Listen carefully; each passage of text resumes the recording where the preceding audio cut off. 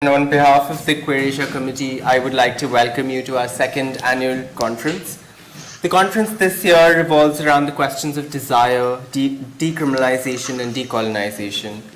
What underlies the different facets of queer desire in Asia and its diasporas, whether it is desire for kinship or for identity, whether it is online or through art. We ask, after decriminalizing movements across Asia through challenging authority, through cinema, new media, or literature. We ask what, if any, are the ways in which queer as a concept in Asia emerges, evolves, decolonizes, and challenges received notions of theory and practice. We ask what does it mean to decolonize? How is it possible to decriminalize? And what does it mean to desire altogether decriminalization and decolonization? We're thrilled to have been able to bring together scholars, activists, artists, filmmakers from across 25 different countries today, with special events on West Asia, China, Hong Kong, and India, and performances and talks from China and South Korea, as well as our first ever film festival featuring over 10 different films from different parts of the world, and a photo exhibition on India. We invite you to attend all the 3 days of events, including our collaborative events at UCL and Birkbeck on India and Taiwan. Our amazing volunteers will be able to guide you, and they're in the white shirts with the blue badge in front. Queer Asia, as a network of queer identifying scholars, academics, activists, artists, and performers, strives to create a global platform for inter-Asia collaboration, dialogue, and research that is freely accessible to all. We hope to build a sustainable and independent platform and request you to please consider donating at any of the registration desks if you enjoyed our events. Without further ado, I would like to request you to join me in welcoming our panelists on the keynote panel, Decolonizing Queer Theory.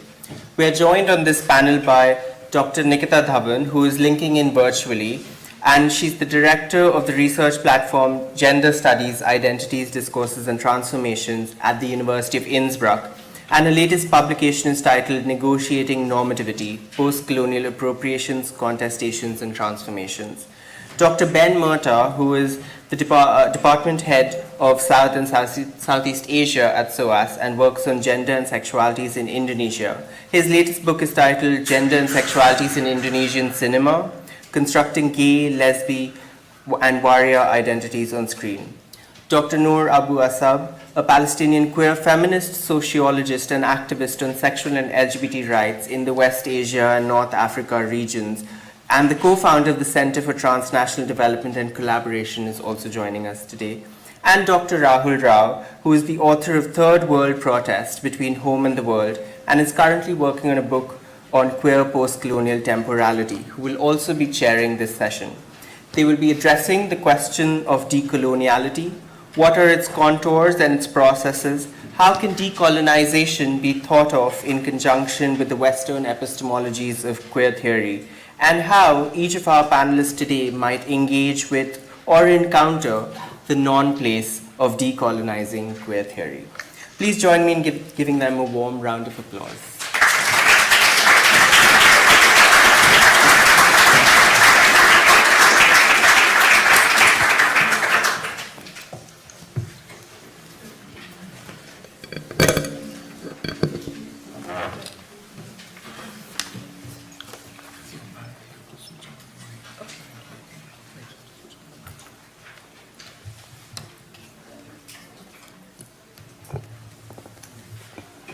Great, welcome everyone. I'm absolutely blown away by the scale and impressiveness of the program. So first of all, congratulations to the organizers for putting this together. I don't think there are very many of these kinds of programs anywhere in the world actually. So I think we're very privileged to have all these amazing scholars and activists and artists together in one place talking to us over the next 3 days about their work. So the brief we've been given for this opening, what's being called an opening keynote panel, which I think is an interesting innovation in itself, is to talk about decolonizing queer theory. And I'm going to direct some questions at our panelists and have them respond to that, and then we'll open up the floor to questions which I'm sure you will all have. I guess I wanted to start by having us think a little bit about the term queer, which we're obviously using as some kind of umbrella, as a rubric under which to have these conversations over the next 3 days. We all work on different parts of the world, or from different parts of the world in Asia. And one of the most vexing questions, of course, is what does it mean to take a term or a category that evolved in one context in one part of the world and think through it, with it, against it, around it in other places? So I'm curious about how you have managed those difficulties in your own work. So maybe we'll start with you, Nour. Yes, sure. Good morning. I think I would like to start by actually deconstructing the term queer to its origins, and I would like to separate it a little bit from the from identity categories, which focus on the LGBTI. Because oftentimes in academia or even within the activist world, we take the term queer for granted, and specifically to refer to self-identify LGBT people. And this is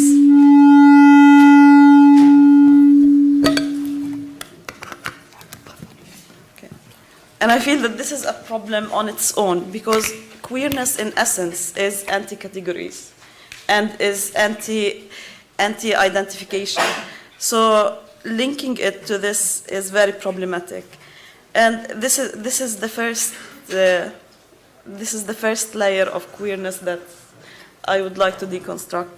And the second layer is it has actually, over time, within activist circles, it has become an identity category on its own. With basically, we have to identify in a specific way, look in a specific way. We have to adapt a specific lifestyle to be considered queer by others, which also made it exclusionary. The thing with queerness, from my perspective, and the way I use it in the work we do, is basically we look at queerness as something that's not that is dependent on space and on time, which means that queerness can differ from one place to the other, and it also means that it's also more inclusive in that way, because this way you do not only address people who self-identify as LGBT, especially because in so many contexts the terms LGBT are considered colonial and are considered a Western imposition, and actually create reactions and increase the discrimination against people, for example, against men who have sex with men who do not identify as such. And it also marginalizes other marginalized voices from any advocacy work or activist work that we try to do. Thanks. So, briefly. Yeah, so working in Indonesia, I guess I think about queer in... Oh, I forgot to turn it. Now we're on. Yeah, I think about queer in two different ways, I guess. I think about three ways. I think about the theory. I think about whether I think I'm queer, and in that respect, I probably think I am sometimes. And then I think about what queer seems to mean to different people that I speak to, or the films that are being made and so on in Indonesia. And I guess what really strikes me in Indonesia is that queer is not a particularly used word, though Asia's biggest film festival, or it was until it sort of came to an end for political reasons last year, was called the Q Film Festival in Indonesia. But they picked the word Q, which we can all see as standing for queer, precisely because it didn't have the political connotations of lesbian, gay, bisexual or whatever, and it was seen as being much more neutral, which is really quite in opposition to how many people in the UK, here in London, for example, would be thinking about this term. So in that respect, queer for some people, or Q for some people in Indonesia, almost seems a way of sort of, it's a strategy almost for surviving within a society by using this initial Q without having to be more outspoken or more out there, if you like, by using this acronym LGBTI or whatever it is. I must say that one of the things I said in writing my book was, you know, I'm not writing a book about queer cinema because I don't think that many of the films that I've written about or watched from Indonesia I'd actually consider to be queer. I think they're much more about identity categories. They're much more about gay categories, and perhaps a lot of mainstream film, for example, really does this. It tends to fix categories rather than try to destabilize categories, which is what we've been talking about there. And so for me, when I think about queer in sort of theoretically, and I wouldn't call myself a theoretician at all, but I like to think of queer as a verb, and I guess what queer can do, or how you can potentially queer things, or how things might be queered. And I guess that basically means to me it means to try and break down the essentialization of the various categories that we're inevitably working with, and just try and recognize that the lives that we live are generally a great deal more messy than the words that we have to describe them. And I sort of think that queer can be quite good at doing that. Yeah. Nikita, can Nikita hear us? Nikita, can you Yeah, hear? I can hear you. So great. Welcome. Can you hear me? And yes, welcome and commiserations on visa difficulties. I wonder if you could speak to that question, please. Sure. So I think I'm a philosopher by training, and so I, of course, am very focused on how we use words, how we use political categories. And I think, like any other political category, the term queer or any other term that we use and mobilize to do our politics is both indispensable and yet inadequate. So this question we've struggled with, whether we're talking about feminist politics or critical race theory, whether there can be feminism beyond the category of women, or whether one can do anti-racist politics beyond the category of black or people of color. And I am very inspired by this wonderful line by Pat Parker in her poem, the poem on how to white people and how can they be my friends.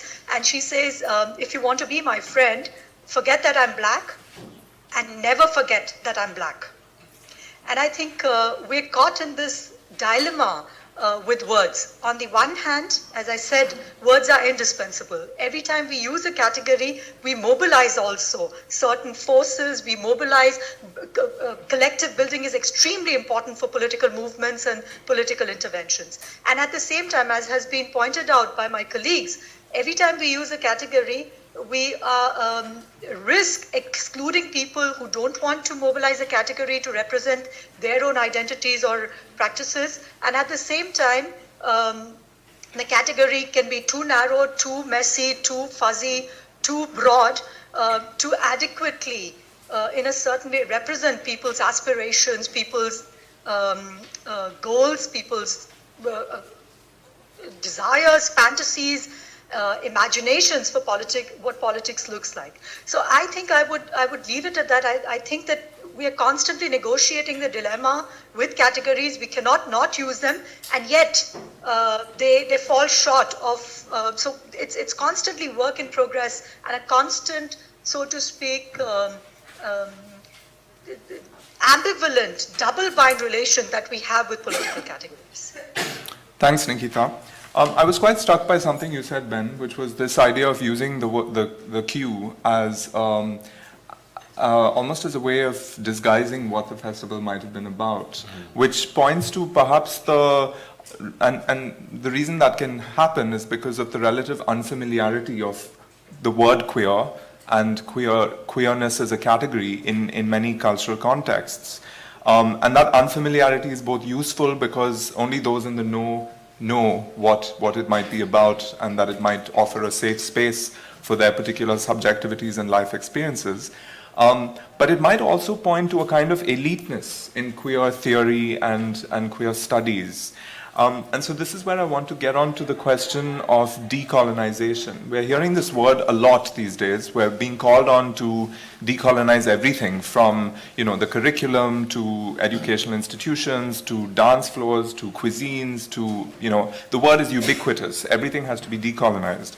You could say that with queer studies, there is a real case for decolonization, because in at least one reading, and I don't think this is a very controversial thing to say, you might say that a lot of queer theory is basically American studies, or has emerged from American studies, for better and worse. What does that mean in terms of decolonization, or what sort of challenges does that pose in our own work with various parts of Asia, with queer theory? So decolonize, I guess, how do you understand that, and what does it mean in the context of the work you're doing? Nour? I think it's a very relevant question, especially because when we talk about the queer as a term, it's actually a German word. It's originally a German word. And I guess when I come from an academic background, yet most of my work is focused on work on the ground with people. So when I talk about queerness, we are now talking within a Western academic context. We are not talking to the people on the ground, and our audience is very different from the audience we would be having if we were doing activism elsewhere. So when I talk about decolonization in my work, whether I say the word queer or I don't say it per se, I talk about a reclaiming of pre-colonial times and an admission and a recognition that actually much of the decriminalization of sexual practices in Asia came through colonization. And this reclaiming, I think, is particularly important if we are working on advocating for the rights of sexually marginalized people or sexually marginalized communities, because it addresses the social fabric that has been colonized and basically destroyed through processes of colonization. And the relevance between, and queerness per se, queerness within this academic context per se, is actually, the relevance of decolonization has a lot to do with how colonizers oftentimes use the excuse of the immorality of the other Eastern to justify their colonial conquests. So the decolonizing, it really depends on the context, but I feel that a very important narrative that is to be used, whether within academia or outside academia, is the fact that much of the decriminalization came through colonization. And admitting to that is very important and is a major step. And a reclaiming of history is also very important. Okay, it's me now, yeah? Yeah. Okay, so decolonizing. I'm probably behind the curve, but I think, so I'm not an activist, though in Indonesia I have done a fair bit of work with activists, but I'm not an activist myself, and I'm clearly not Indonesian either. I'm a white, privileged. I was almost going to say heterosexual male. I'm not. I'm a white, privileged gay male. Yeah, but. And I think working in academia, it is important, especially here at SOAS. SOAS, one of these institutions that was created for colonial reasons to sort of teach about or explain the colonies and basically think about how to continue to rule them. And with that legacy, I think anyone who's working at SOAS and thinking about the students that we're quite often teaching will inevitably be thinking, what right do we have to even be speaking about this other this other country and sort of being this medium for explaining, you know, what Indonesia is, Indonesian film is, and so on. So I think, firstly, you know, we have to think very hard about our own positionality in respect to our field of interest. I think, for me, when it comes to when it comes to Indonesia, and so I work on Indonesian film, but I guess you could call me an Indonesian studies person. One of the problems, if you like, in thinking about queer film in Indonesia or LGBT film in Indonesia or whatever you like, basically, academia demands that what we write has some sort of theoretical basis. I've already said I'm not a theoretician. There's not much theory, queer theory, if you like, or even LGBT theory, being written by Indonesians. And therefore, what do we do? And inevitably, you know, there's an awful lot of it that's being written by coming out of the US or coming out of Western Europe. And I, like lots of other people, you know, the first port of call in that respect has often been to turn to the theory that's out there, that's on the bookshelves and so on, and is very much available and is in many respects been leading the debates. And I personally, I've found some sort of queer theory, especially from the queer geographers, I've found particularly useful in thinking about what I'm seeing in Indonesia. On the other hand, you know, my sources are films made by Indonesians purporting to be about Indonesia and so on. But the anecdote there is when I first started watching these films and speaking with people that I knew in Indonesia, I started thinking, well, these films aren't about the people that I know in Indonesia. The films tend to be sort of have a rather elite setting, and a lot of the people that I was knowing in Indonesia were not. And I think this is where we need to start thinking about intersectionality, perhaps. And this is why what for me was useful to do, and I sort of organised a whole bunch of focus groups with, basically because I didn't know any rich people, it ended up with being focus groups with people from much more sort of average socio-economic backgrounds or even lower socio-economic backgrounds. And there what became clear to me is we can think about, you know, where's the Indonesian voice and how do I relate to the Indonesian voice and so on. But then which Indonesian are we talking about as well? And it strikes me, you know, and we've already talked about the Q Festival being organised by elite, not solely, but quite elite Indonesians, metropolitan Indonesians and so on. And what became interesting for me is I don't think I can say that I have a role of giving voice to these people who are otherwise voiceless. That's quite presumptive of me. But to at least try and, for me, I guess what's interesting is to try and hear those voices that aren't being represented in the dominant media that's there in Indonesia. And that's, I guess that's where I'm trying to think about decolonization, not just in thinking about the voices that are coming out of Indonesia rather than solely interpreting it through a Western lens, but really to think about which voices I'm focusing on, and to realise that even in Indonesia there's, you know, it's an extremely class, if you use the word class there, class divided society, and the task for me is to try and get beyond that voice that dominates. Yeah. Thanks. Nikita, do you want to speak to this question about decolonize and decolonization? Sure. So when I think about the issue of decolonization, I'm particularly interested in the role of the post-colonial state and the dynamics between the post-colonial state and the civil society, and both the civil society at the domestic, national level, but also international civil society.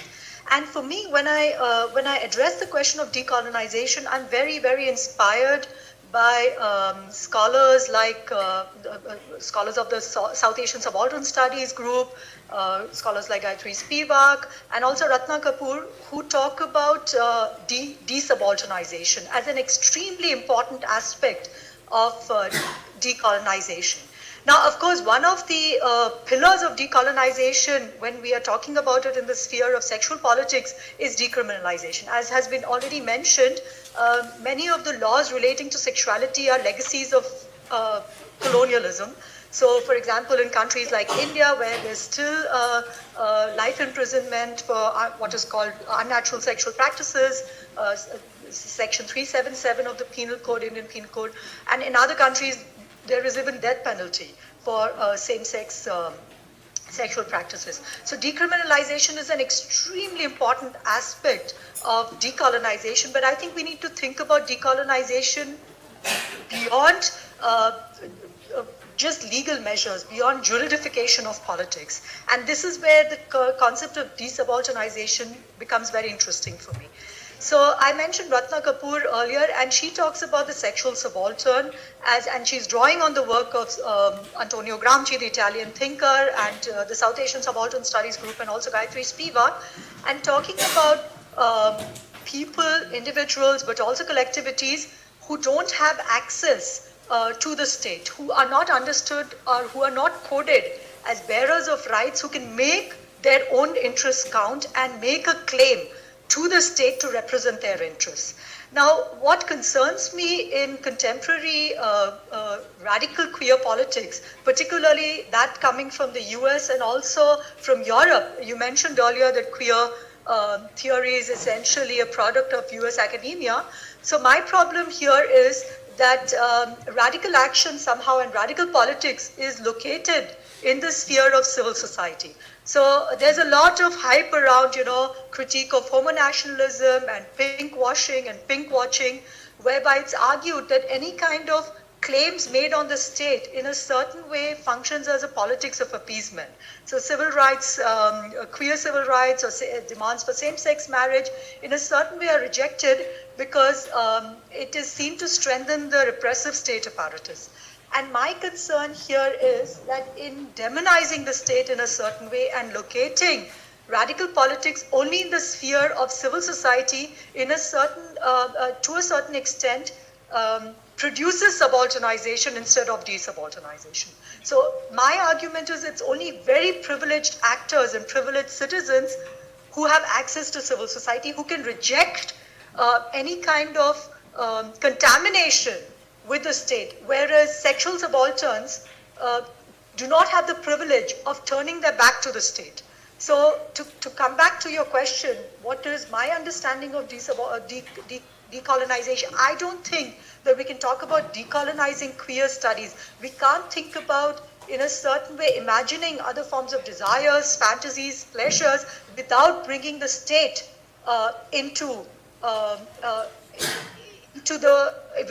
without considering the role of the state in the domain of politics. We cannot reduce radical political action only in the sphere of civil society. Thank you. What I'm going to do in this next set of questions is to direct a question at each of you specifically, and then if others want to come in on that question, feel free to do so. But I want to pick up on first a couple of things that have come out in the conversation so far, and one is, Nour, you mentioned the being an academic but also working on the ground, and I wondered if you could speak a little more to the challenges of being both an academic and an activist, moving between those different levels. And I'm thinking of this specifically also in the context of Nikita's response about the social locations of radical activism and the particular perspectives we take from those social locations.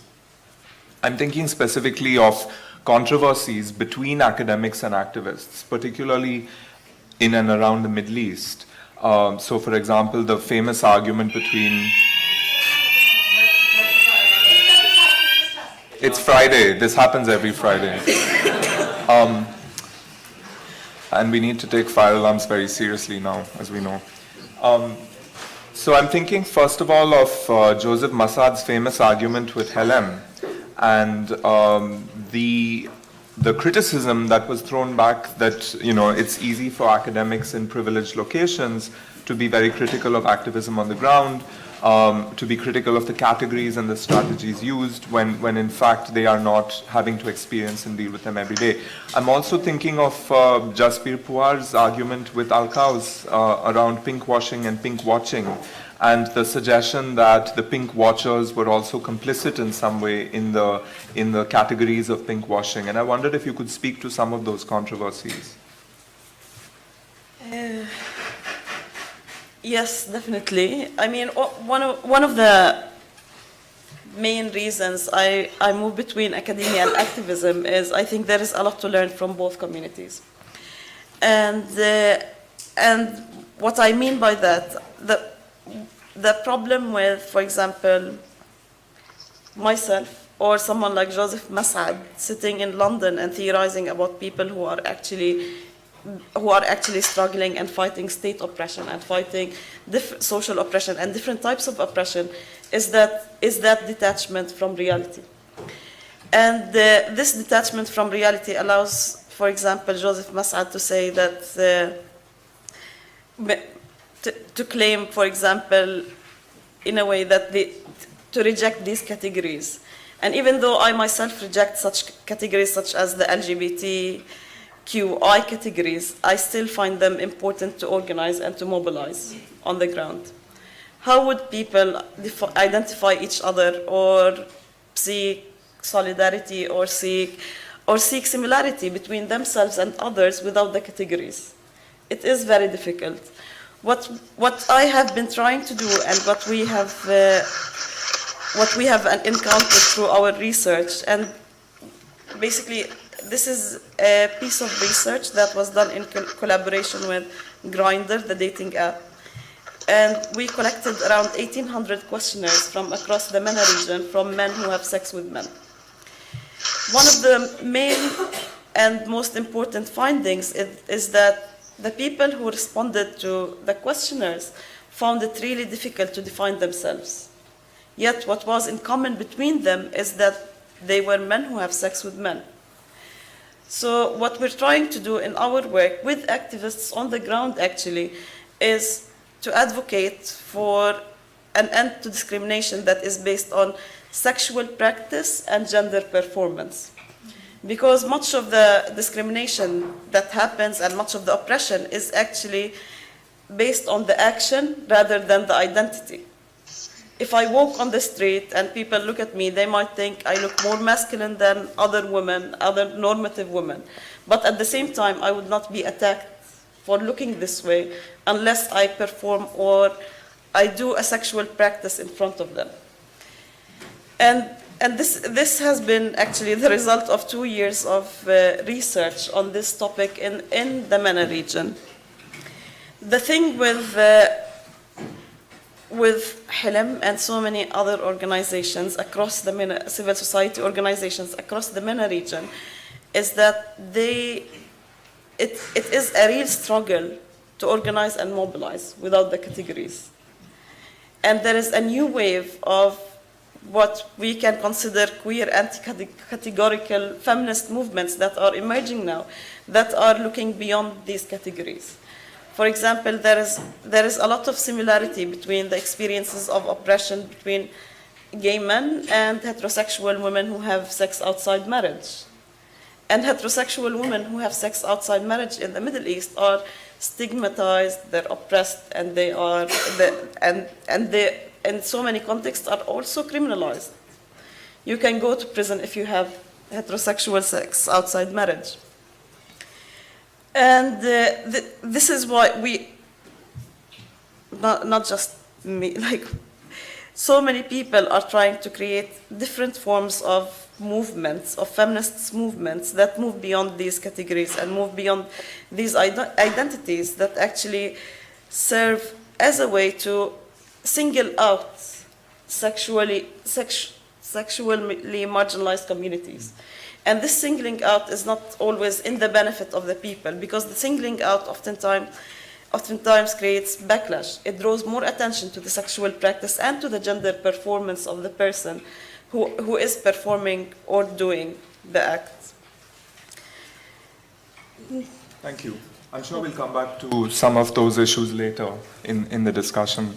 Ben, I want to ask you something more specific about film and media as terrains from which new thinking around sexual and gender non-normativity are emerging. So I was quite struck by how you said there are very few Indonesians writing about queer theory, in the genre of queer theory.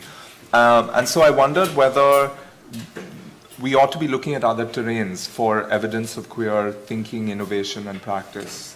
And specifically at film, I've also been struck by how film festivals have emerged as kind of safe spaces in quite difficult places where people come together and discuss under the sort of temporary, umbrella afforded by a festival, things that might be more difficult to think about at other times.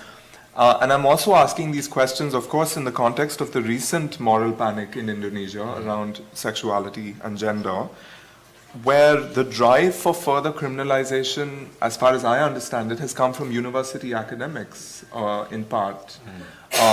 So the university there is not exactly a safe space in the way that we might hope it to be in other contexts. So I wondered if you could speak to some of those issues. Yeah. So if you want to know more about many of those things Rahul's just raised, I'm in conversation with Yasmin Pourbalata. I don't know if is Yasmin here now?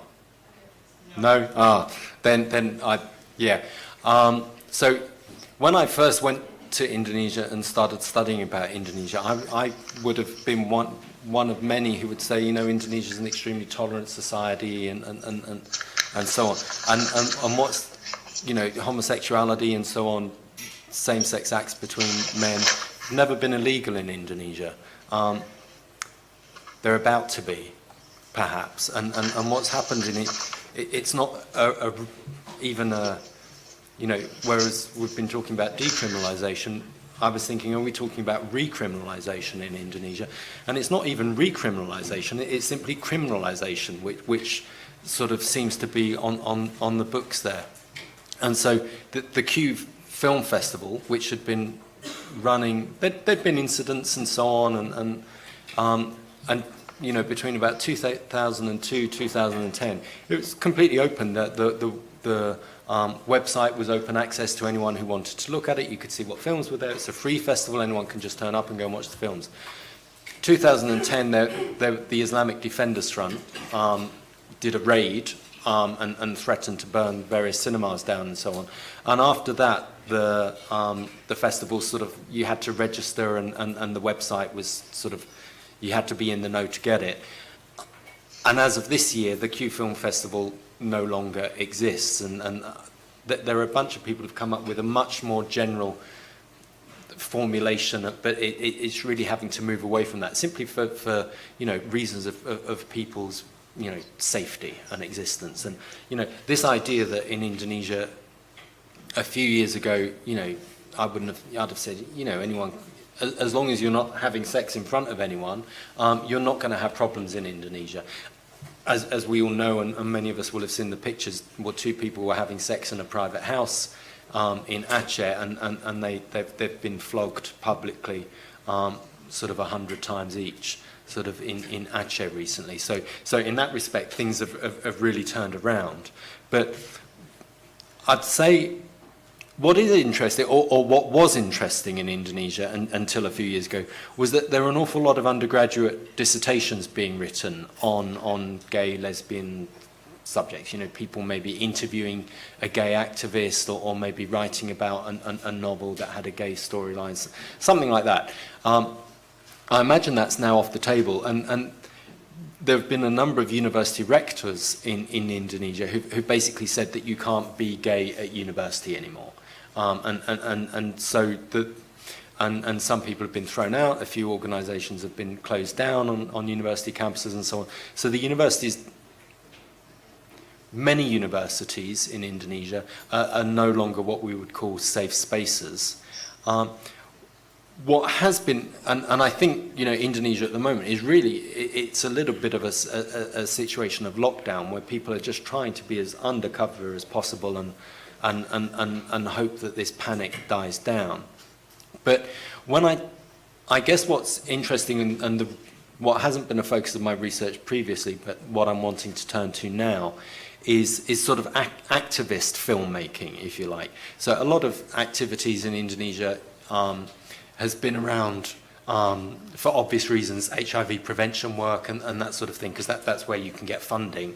And a lot of these activist groups have been doing their own filmmaking and their own theatre practices and so on, using traditional Indonesian, Ramayana stories to explore say, safer sex and so on. And I've seen some really interesting performances and so on of that kind. So there are ways, but that's very much activists for activists quite often, or activists for the community. The idea, the difficulty in a situation like Indonesia now is how those groups who are under tremendous pressure, basically the dilemma is, what on earth do they do? Do they stay undercover and just try and stay where they are? The dilemma for someone like me is, as a white guy riding from outside, do I even write about this at all? Or is it better that I don't actually say anything, because then is it this idea that Westerners are trying to get involved in this local Indonesian problem? And I don't know the answer to that one. But nonetheless, I guess fundamentally that the work that those guys are trying to do in Indonesia amongst themselves in terms of using creative practices to explore the lives they're living and the difficulties they're facing.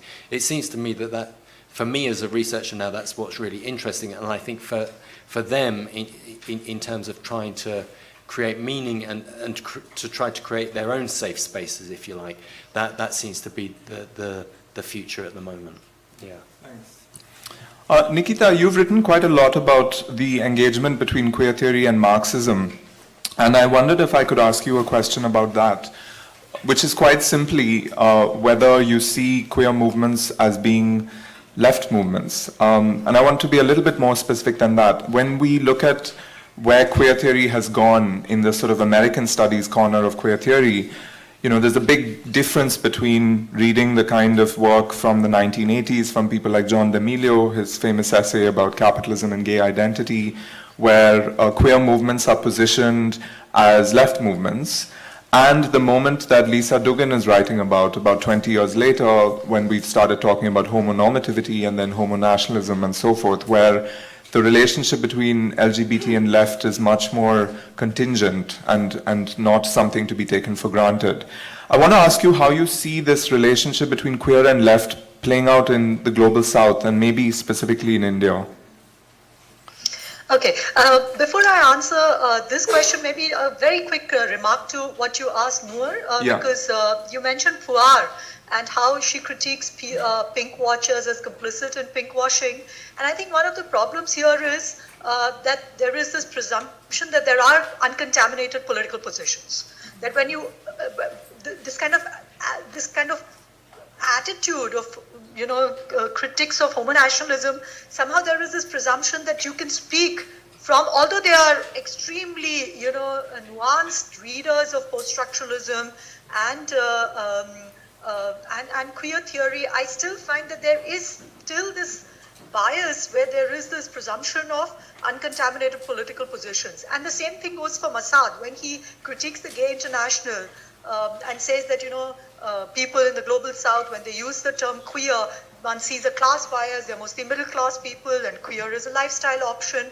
And I've mentioned this, I've written about this, and I've also mentioned this earlier in various debates, that he doesn't accuse Marxists or Christians, for example, for being Eurocentric or being, you know, mendicants of empire, but particularly singles out queer activists and people who identify as queer in the global south as, you know, somehow being West identified. So I just see a little bit of a double standard there. Now, to come back to your question of the relationship between queer and Marxism, or queer movement and the left movement, I actually have to think about this old debate, which was a couple of decades ago, and I'm sure the audience members are I can't see them, but I think there might be some young students there who might not be familiar with this debate, but between Nancy Fraser, Iris Marion Young, and Judith Butler. And Fraser somehow initiated the debate by accusing identity politics, like you know, critical anti-racist politics, anti-sexist politics, queer politics, for somehow dovetailing with neoliberalism. And she accuses non-materialist struggles of somehow marginalizing materialist struggles. So she said the focus has moved away from trade unions, from labor activism, from labor movement to politics of recognition. So from politics of redistribution to politics of recognition. And already that time, Judith Butler and other scholars had pointed out this very problematic split between queer or even anti-racist movement as being decoupled from materialist struggles. And somehow it's interesting to note that Fraser revived this debate a couple of years ago when she wrote this book, Fortunes of Feminism, and also after the Trump election, where she again accused liberal left politics for ignoring the plight of working class people, particularly white working class people. So she made the argument that somehow the rise of populism, particularly right-wing populism, is, she lays the responsibility, or she lays the blame on the doorstep of queer movement and other kinds of movements which she kind of associates with politics of recognition. And I personally find this move extremely problematic. On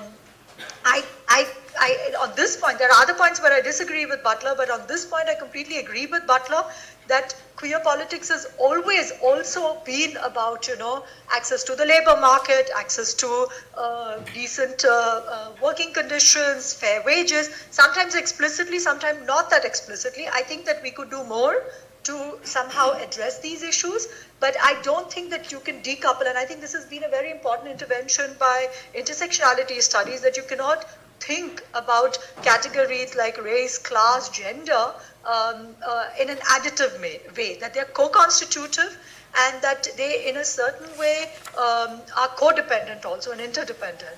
So I think that somehow this idea that we need to bring together questions of race, class, gender is problematic because it gives the impression that one is not already doing it.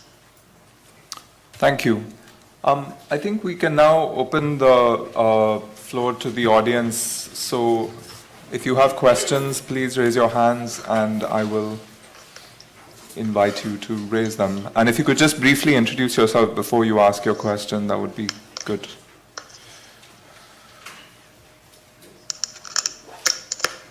So, yeah, I see a hand there. There are some mics going around, so maybe just wait for them. There's a hand up here in the middle. Thanks.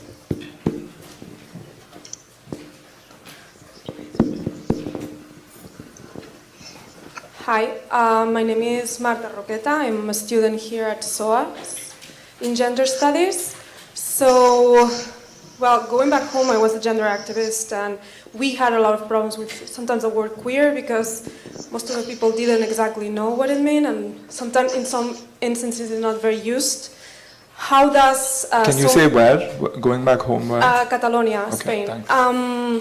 So my question was for especially people who have mixed theory with activism, how these kind of big words are translated in practice. The fact that we, even when we write about experiences, we have to write in English. And my question, I am always worried if with this translation we kind of adapt our discourse to a more, wider reality, like when Tom Bolstorff talked about dubbing culture, and how even in, I think it was in Indonesia, that some kind of realities didn't adjust to this word. So I am really concerned about how we deal with this kind of homogeneous meanings in particular contexts, and how we transmit other realities.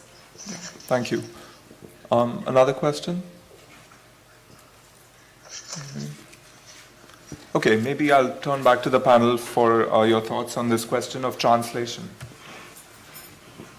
This is also a very relevant question, especially that we encounter this often in our work. What we have been doing recently is coming up with new terminology. As most sociologists, anthropologists, and people who work in the social sciences and humanities will agree, culture can change, language can change, and it does change.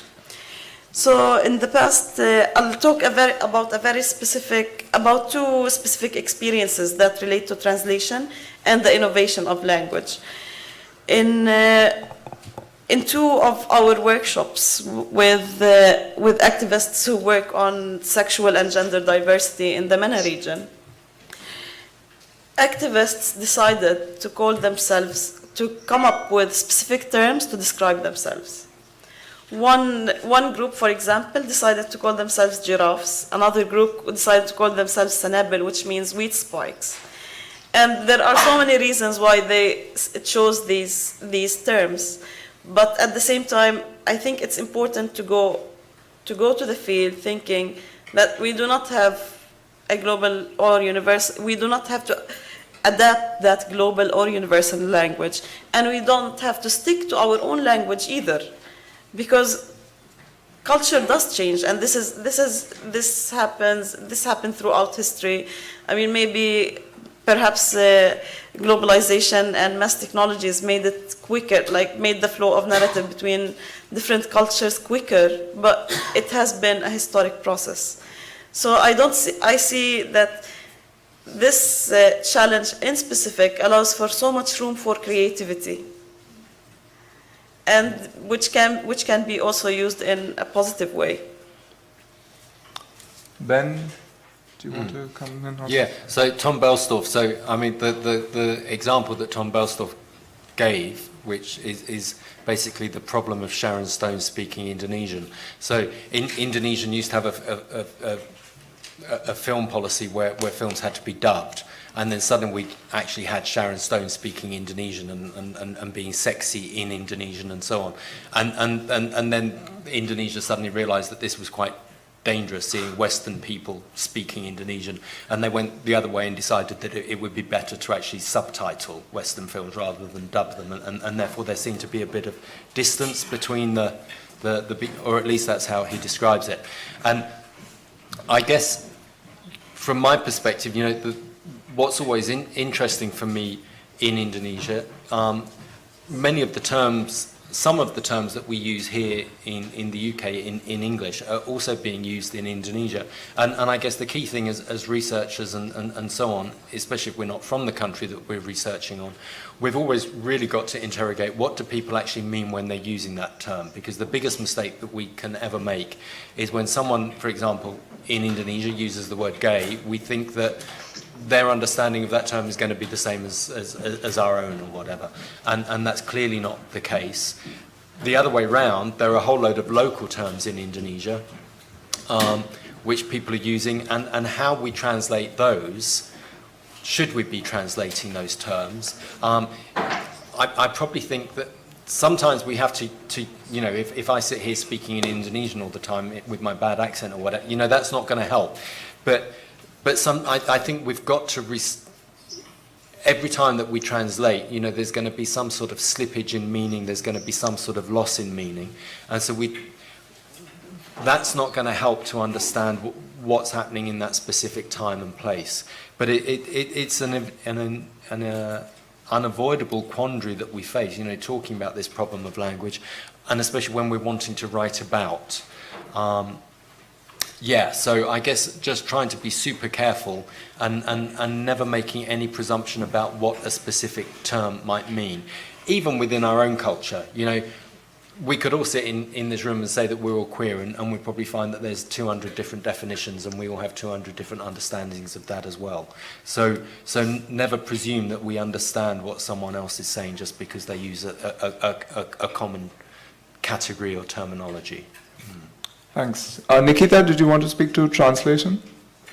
Yeah, so I had to, when the question, very important question was being raised, I had to think about Said's idea of traveling theories and traveling concepts. So we live in a world where concepts, ideas, theories are constantly traveling, and yet we also know that they are policed, that somehow the travel of certain concepts is easier than other, and how, you know, borders, linguistic borders, epistemic borders are constantly policed, and how there's violence committed when concepts travel from the global south to the global north in the sense of them being appropriated, being invisibilized. So the politics of translation is not a harmless kind of politics. It involves a lot of normative appropriation and violence. And yet, what worries me is when we critique Eurocentrism and the dominance of English and the dominance of Western paradigms, is that one can fall back into this idea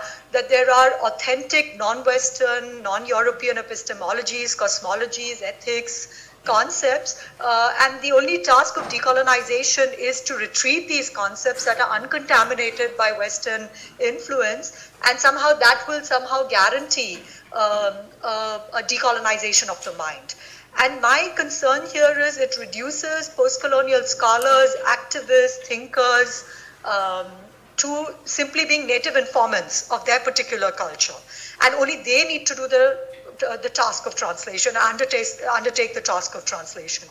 And as we live in an extremely, hyper-capitalist world, one has to also watch out for how non-Western ideas and concepts and epistemologies and ethics are very quickly commodified. So Graham Hagen wrote this book decades ago on marketing the margins, and how there is a certain reproduction of exoticization of the erotics of the other.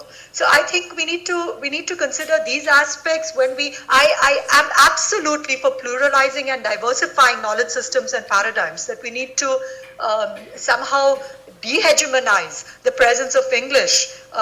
When we are talking about epistemologies, we're talking about knowledge production, and we need to also pay attention to the plural and diverse sites in which knowledge is being produced but is not considered as legitimate, authoritative knowledge. And yet we need to watch out for reduction of non-Western thinkers and scholars and activists to native informants, and of valorization of non-European epistemologies as per se sites of transgressive knowledge production. I mean, there are a lot of hegemonic knowledges produced also in the global south, which we need to take into consideration domestic power relations. So we need to kind of not only critique Eurocentrism, but also elite forms of non-European knowledge production when we are talking about politics of translation as an important aspect of process of decolonization. Thank you. Other questions? Yeah, Arvind? Right here in front. Thanks to Nikita for that formulation of queer as being... Arvind, can you introduce yourself? Oh, sorry. Hi. I'm Arvind, and I'm currently with ARC International. We work on LGBTI rights at the international law and policy level. Question to Nikita for the formulation of queer as being both indispensable and at the same time inadequate. I thought that's quite a powerful formulation, and I was wondering how you saw us taking our work forward, because when you stress too much on the indispensability part of it, you forget the angle of the fact the question of inclusivity. If you stress too much on the inadequate part of it, you're paralyzed and you can't act any further. So how do you actually think of negotiating the dilemma being both indispensable and inadequate at the same time? And just to add to the question on decolonization, I was also wondering whether there's a way forward.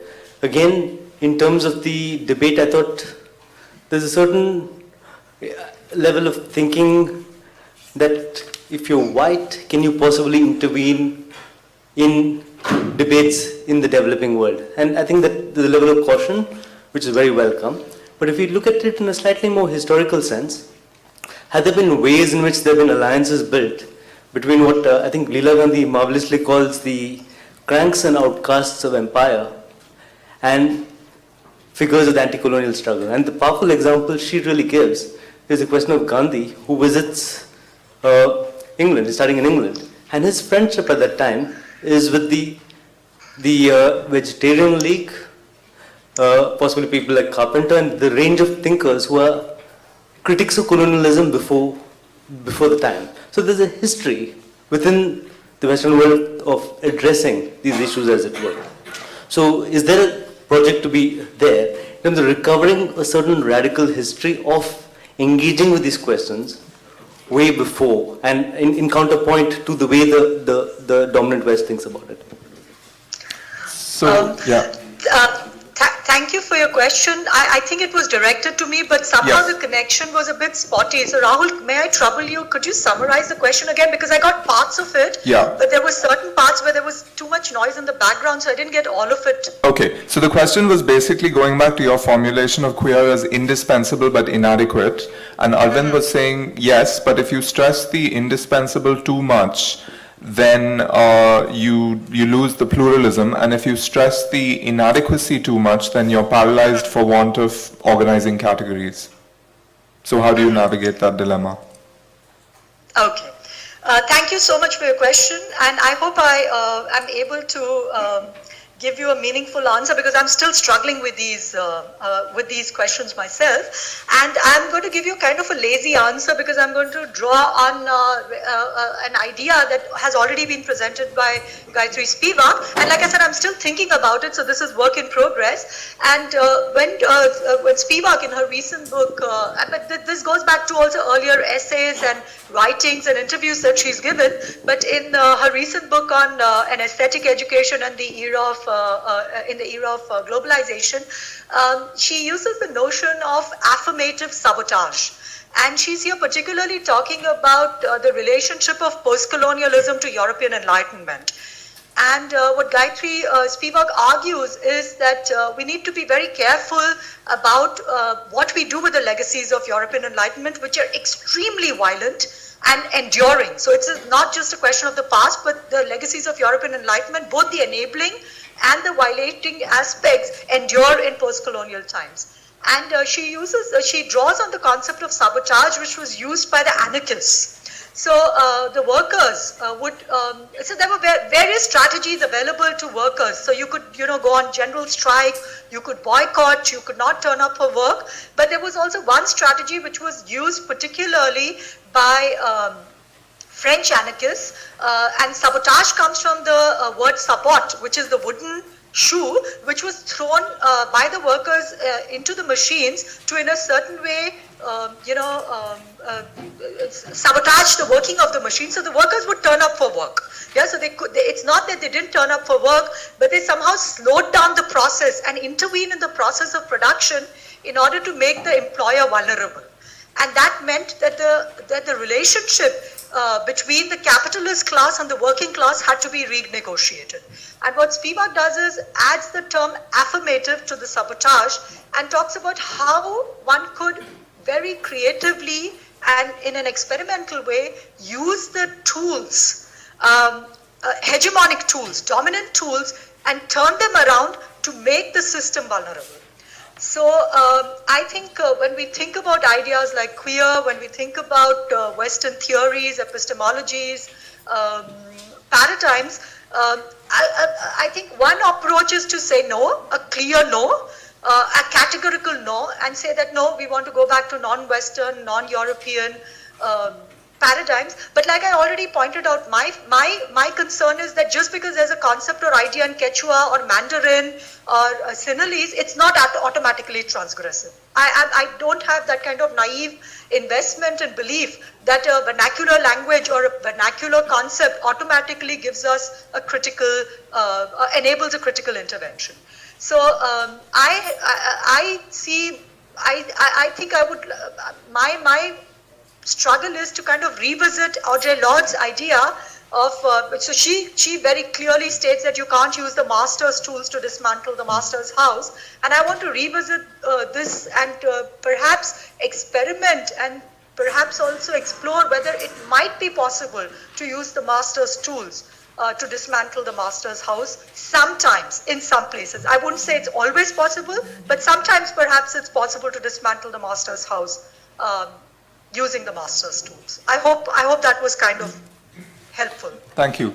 There was also a more general question about the politics of transnational alliances. And I think Arvind was gesturing at historical examples where such alliances have been affirmative because they've been alliances between the outcasts of empire, both in the metropolis and in the periphery.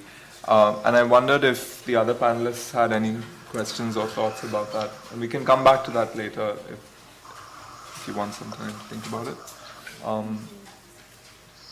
I could gather a couple more questions in the meanwhile. Yeah. Hi, I'm Safia. I'm from Bangladesh and I'm an undergrad student in the UK.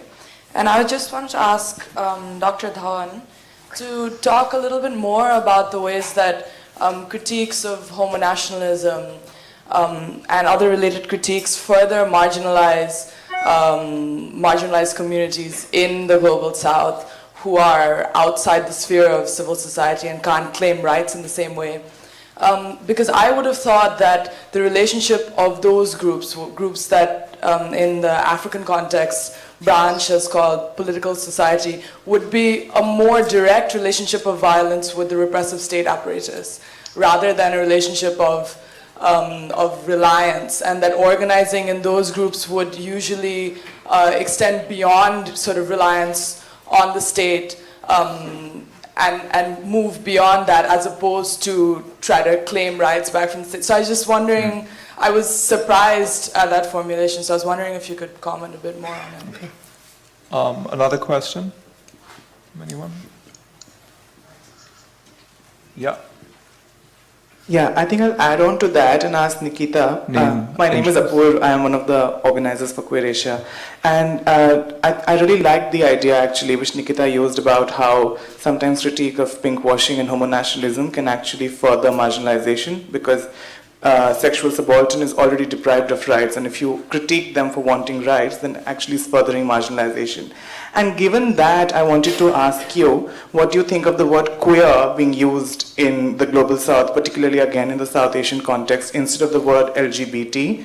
Because somehow queer is thought of as already intersectional, already anti-state, whereas LGBT is thought of as identities wanting rights. So what do you think of the word queer being used by activists who, of course, want to critique the state, but at the same time also want rights? What is the usefulness? And is queer somehow already always decolonizing the LGBT identities? And I think Nour could also maybe highlight that. Nikita, did you hear the questions? Yeah, this time the quality was better, so I could get the questions. So maybe we can start with Nour, and then I'll hand over to you. So, Safia, I understood that your question has two layers to it, and I will start with homonationalism and how this can play a role in basically marginalizing and creating more categories. And I can always give you practical examples of that, and I will do that to explain. I mean, it's not pinkwashing, and work against pinkwashing is very important, but sometimes it takes it to a really extreme level. Like last year, for example, there was an article that was published on The Guardian that specifically said the state of Israel manipulates LGBT people in Palestine, and they basically they blackmail them, and they tell them if you don't become spies, then we will out you to your community. Now this probably happens, but the problem is it's not only the LGBT people who face that. Women who have sex outside marriage face that. Men who, for example, who are in political positions and who are, who have affairs also face the same type of blackmail. So the work of the work against pinkwashing and pinkwashing is important, but should always ensure that it does not single out a specific category when they want to counter the homo-nationalist narrative of the Zionist state, for example. The other layer of your question in relation to states, I always refer to this to Hisham Sharabi, who wrote his book Neo-Patriarchy, describing the states in the Middle East as neo-patriarchal. And what he meant by that is states that were created after colonization actually replicate the same system of patriarchy, with the head of the state being the father, and the people are supposed to follow this patriarch, the head of the state, no matter what. In so many countries, like in the MENA region, actually, the state itself, the presence of the state is oppressive. And many of the gender and sexual rights movements are actually anti-statal to some degree. And this is, and what I mean by anti-statal is when you are facing discrimination from the state, when you're being persecuted by the state, then the state is definitely against you, and you are you're fighting against it. On another level, though, many people also face the dilemma of we want to have countries, and we want to have the rule of law, and we want to have countries where there is justice. So countering the state completely, or trying to, or taking on a more anarchist approach to the state can actually be destructive to these countries. But I completely, I mean, the thing with having access to the state, as the term Nikita referred to, or the subalterns not having access to the state, is actually, I'm not sure if it does apply to all contexts, because it doesn't necessarily apply to the Middle East. Some people do not want to have access to the state because the state is the source of oppression. So, Nikita, did you want to respond to those questions? Sure. Thank you so much for the questions again. They're fantastic questions, and I'm really, really sorry I can't be there with you all. I'll again try and do justice to them. So I'd like to again go back to this question of the state, what to do with the state. And my concern with the anti-homonationalist politics and pinkwashing is that somehow they reproduce what Michel Foucault calls state phobia. So yes, I completely, I mean, I live in a German-speaking context, and I have worked on the issue of, fascism and totalitarianism for the past decades. So I completely am aware of the repressive state apparatus. I'm completely aware of the repercussions of the state monopoly on violence, and when the violence is done against its own citizens or against other citizens. So the state as monstre frua, as Nietzsche calls it, the state as the coldest of all cold monsters, is something we all need to take seriously. So I think the critique of the state is an extremely important aspect of any radical critical politics. And yet I think it's very important to distinguish between critiquing the state and this position of state phobia, where the state is rejected, any kind of engagement with the state is rejected outright.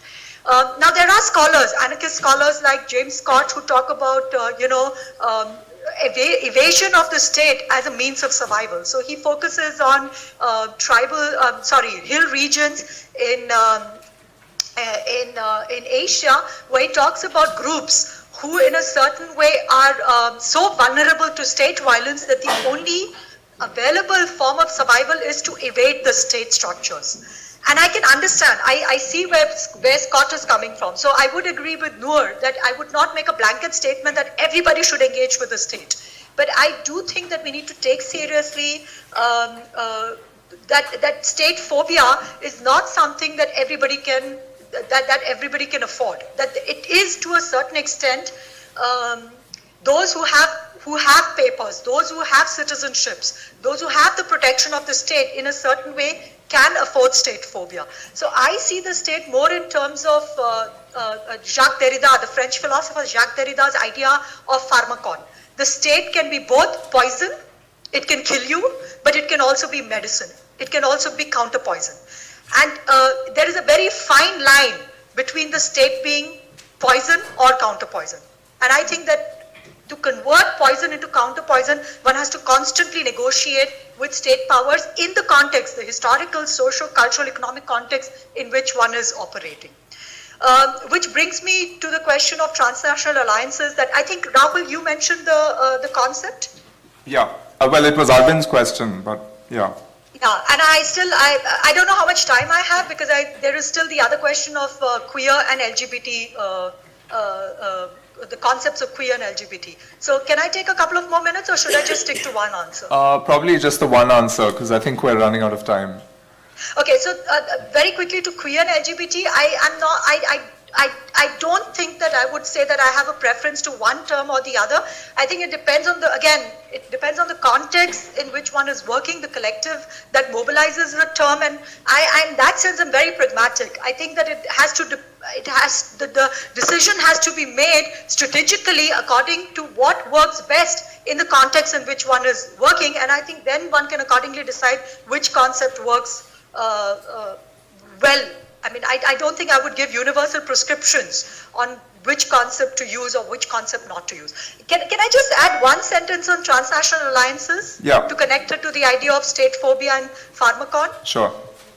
So in the context of current refugees crisis, so I worked for 6 years in Frankfurt and had a lot of very, very exciting and very inspiring discussions with my anarchist students in Frankfurt, who, because of their history of engagement with, National Socialism and totalitarianism and fascism, are very, very skeptical about the state. So particularly German anarchists are very, very suspicious of any kind of engagement with the state, because they are aware of what the repercussions are when the state gets totalitarian and when the state gets fascist because of the state monopoly on violence.